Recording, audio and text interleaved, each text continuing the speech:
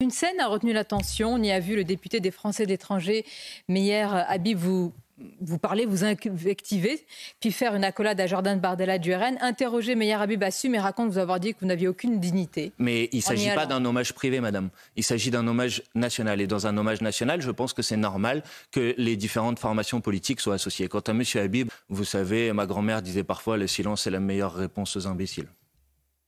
Imbécile, Meyer Habib? Bah oui, bien sûr. Plus que ça. Une insulte. Plus que ça, madame.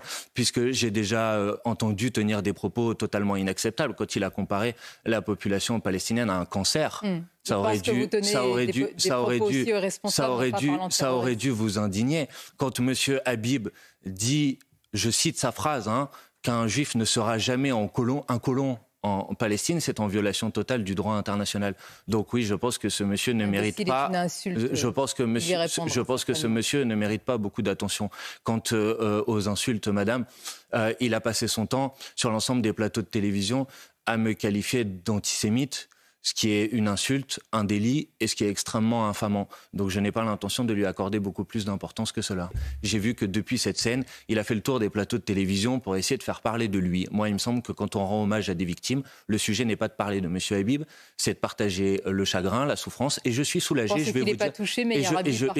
Et je suis soulagé, je vais vous dire, que les provocations de ce monsieur n'est pas entachées. Qu'est-ce que vous lui avez répondu d'ailleurs à ce moment-là ? N'est pas entachée cette cérémonie qui me semble était une cérémonie extrêmement touchante, extrêmement émouvante. Je ne lui ai rien répondu. Les familles ne voulaient pas de vous. Comment vous avez vécu ce moment? Vous êtes allé contre la volonté des familles endeuillées. Il y a un célèbre journaliste il y a quelques années qui avait posé la question, vous n'avez pas honte? Non, madame. D'abord, je ne suis pas allé contre la volonté des familles. Il y a effectivement 5 familles qui ont écrit un courrier au président de la République pour lui demander de ne pas nous inviter.